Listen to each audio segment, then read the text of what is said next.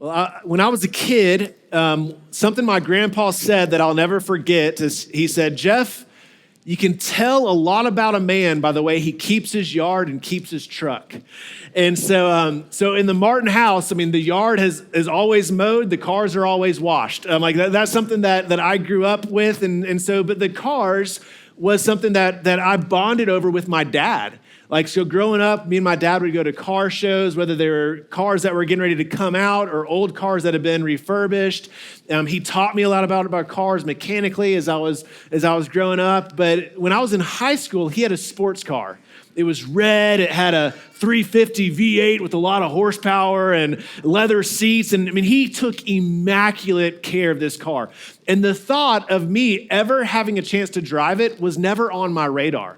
Well, after I graduated high school and I was going to my graduation ceremony, to my surprise, as I'm getting ready to go get into my truck, he hands me the keys to his car. I was like, what? And so I remember starting it up in the garage and just like, whoa, whoa, whoa, whoa. You could feel the power from the floorboard to the steering wheel. And I put it in gear and I was driving down the road and I'm sure he was watching. And so I'm going really slow and careful down our street. And I turn left, I turn right, I'm out of sight.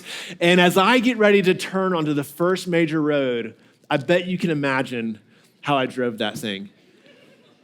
Like a baby. I mean, I was 10 and 2 on the steering wheel, easy on the gas. Everything I learned in driver's ed, I was at the forefront of my mind, keeping the right distance because I knew that my dad loved that car and he entrusted it to me. So the last thing I wanted to do was to mess up this opportunity or to do something that could damage his prized possession. And so for the next 4 weeks, today and for the 3 weeks to follow, what I want us to do is to look at things that God has entrusted to us, things that God has given us the keys to.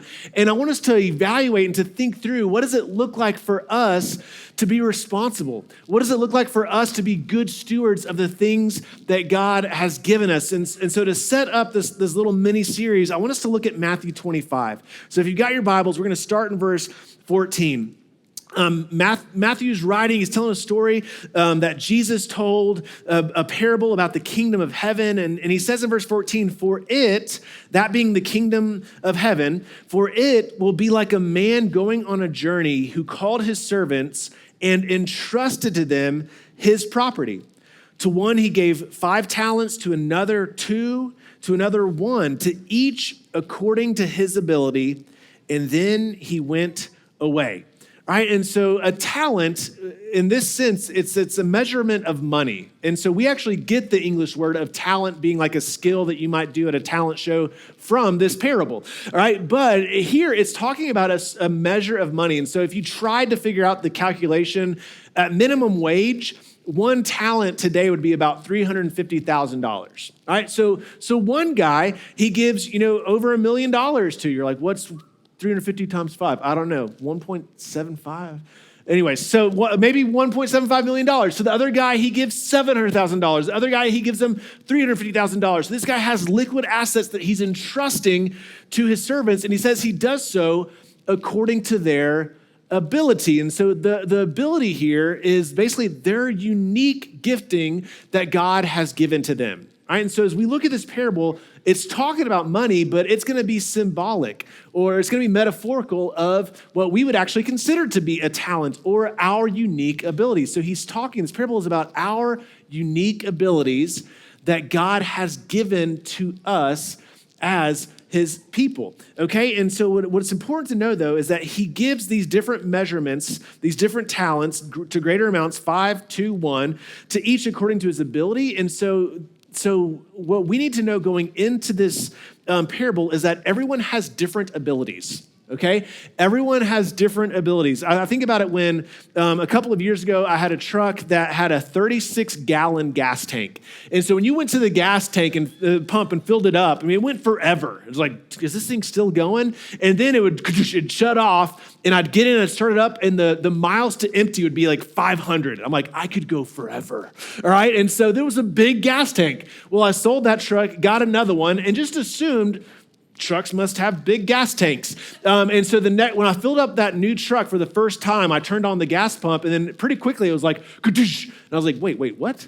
Like, did it, like, no, it's full. And I got in, I turned on the ignition. It was like miles to empty, 290. I'm like, that's not 500, right? And turns out it had a smaller gas tank. One had 36 gallons. One had like 23 gallons. Either way, a much smaller tank. Now, they were created with different capacities.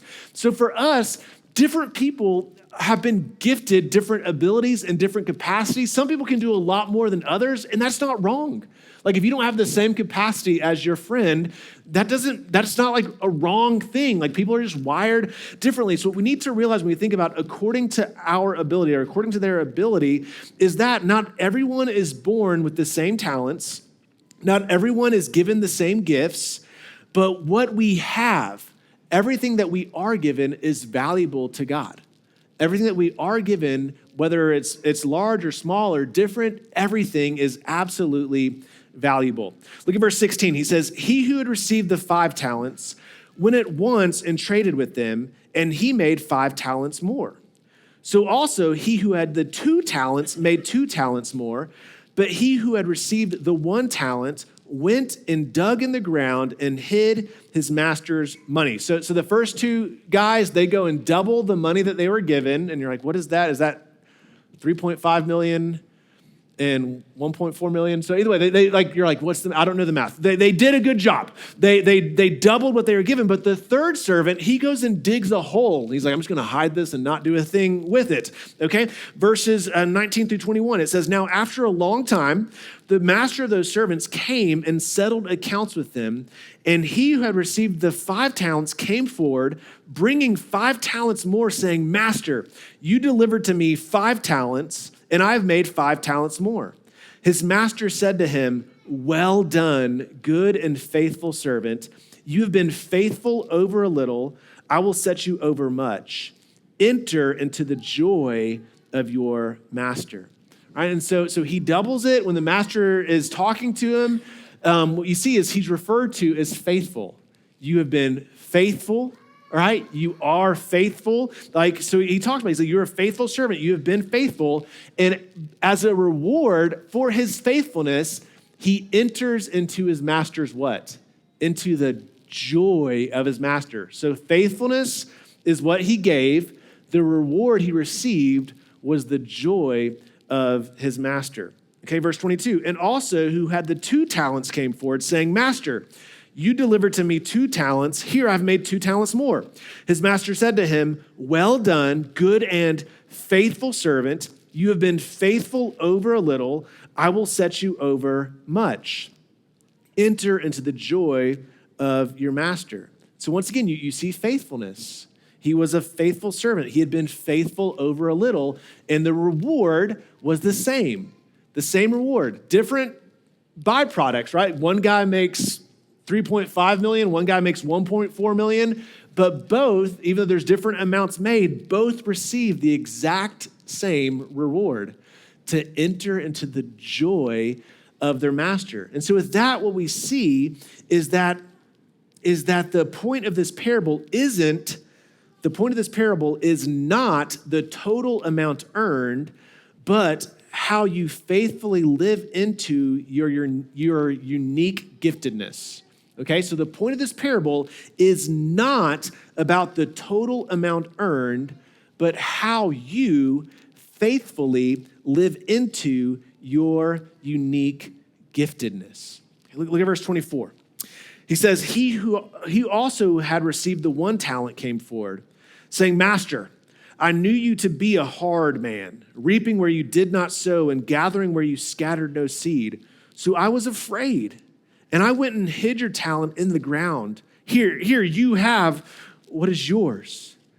But his master answered him, you wicked and slothful servant, you knew that I reap where I have not sown and gather where I scattered no seed? Then you ought to have invested my money with the bankers, and at my coming, I could have received what was my own with interest. All right, and so think about that. Let me ask you a couple of questions about this real quick. What does the servant think about his master? He thinks his master is harsh, okay? But what does verse 26 end with? Verse 26 ends with, you can miss it if you're just reading this quickly, it ends with a question mark. All right, like I try to read it in my best Ron Burgundy voice, okay? Like, but it ends with the question mark, which is a way for the reader to realize that the master is saying, really? Because that's news to me. Like he is referred to as being a harsh man, and his question mark shows he's like, really? Like you know that I gather where I do, like you know something I don't know, is basically what he's saying with that question mark. And so the hole digger, what we see here is that the hole digger has a false perception of his master. In his mind, he's saying, I think you're a harsh man, but the question mark in verse 26 shows that not to be the reality. So he has a false perception of his master. And so what does the master think about the servant? He thinks the servant is wicked and slothful. It's like, you wicked and slothful servant. So what he's saying is what's happening here is the servant is saying that he was scared, so he hid the money. All right, that's what he's saying. I was scared. You're a harsh man, so I went and dug a hole and I hid it because I just didn't want to mess this thing up. But the question mark to verse 26 is showing us that in reality, he was just lazy. He was lazy, and now he's making up an excuse for his inactivity. So his laziness was like, I don't want to do anything with this. Like, I got better things to do. I'm just going to dig a hole and hide it and not do anything with it. Then once the master finally came back, he's like, I haven't done anything with it. I need an excuse. So he makes an excuse to excuse his inactivity. He goes, well, it's because I knew you were a harsh man and I was really fearful of you. And like that you reap where you don't sow and you do these things. Like, so I was just scared. So he's making up an excuse to try to justify his inactivity, and that inactivity was a result of him, first and foremost, having a false perception of his master. Then the parable wraps up in verses 28 through 30. It says, so take the talent from him, this is the master speaking, and give it to him who has the 10 talents. For to everyone who has will more be given, and he will have an abundance. But from the one who has not, even what he has will be taken away. And cast the worthless servant into the outer darkness. In that place, there will be weeping and gnashing of teeth. All right, so what do we do with this? All right, like what's the big takeaway? All right, so the big idea of this parable is this. We are called to be faithful stewards of the things God has entrusted to us. Okay, so the big idea of this parable is that we are called to be faithful stewards to the things God has entrusted to us, specifically resources that can further his kingdom, right? Specifically resources that can further his kingdom. Things like your treasure, things like your time, things like your talents, like things like your financial situations, your schedules, your giftings, your passions, like those things we should be faithful stewards of. And so what I think is important for us to understand today is that part of discipleship, like as Christians, we want to grow in discipleship to Jesus, okay? And one of the ways that we grow in discipleship to Jesus is through being wise, conscientious, and faithful to the things God has entrusted us with. And so the more that we learn to be wise and conscientious and faithful to the things God has given us, that's part of growing as a disciple of Christ. And so think about this. When's the last time you took an inventory of the things God has given to you and thought, how can I use this for his glory? Like, when's the last time that you took an inventory of the gifts that God has entrusted to you and you thought, how can I use this to help people know the love of Christ? How can I use this to help people know how awesome and amazing God is? How can I use this to make much of God? All right. Well, we're going to get into that, all right? But what do we do with this parable today? Okay, well, I believe that we struggle with the attitude of the hole digger more than we realize. Like, so I think it's easy to dismiss the hole digging, wicked, slothful servant and to think that's not you. But the truth is we look at a parable, we want to see, like, how does this show a mirror to who I am? Like it's meant to be a mirror for us to see ourselves in, all right? It's a picture. And so as we look at the parable, like how do we embody the attitude of the slothful servant? Well, what is he doing? What he's doing is he is pointing the finger at God or at his master to justify his inactivity. Okay, which means we need to think through, how do we point the finger at God to justify our inactivity? In what ways are you pointing the finger at God to excuse inactivity for his kingdom? And so as I thought about this week, I think there's a lot of ways we do this. I think for some people, you're like, okay, God, if you would have given me that new job, like I applied for it, I made it to the final round, but I didn't get it. Or God, if I would have gotten that raise, but then inflation happened and the economy tanked, and so like they actually scaled back. Or God, if I would have gotten that promotion, like if any of those things would have happened, I would be more generous.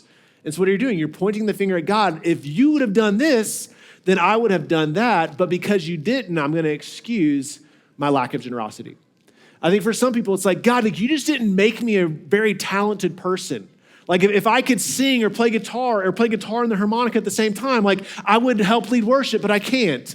Or if I was gifted with kids, but I look at a kid and it cries, like I don't know, like if I would do children's ministry, but God, like if I was handy with tools, if I could use a drill and a saw, I'd help do some. But God, like I just don't bring anything to the table, God, and so like I can't serve. And so you're looking at God saying, because of the way you created me, I feel like I have nothing to give, and that's why I don't serve.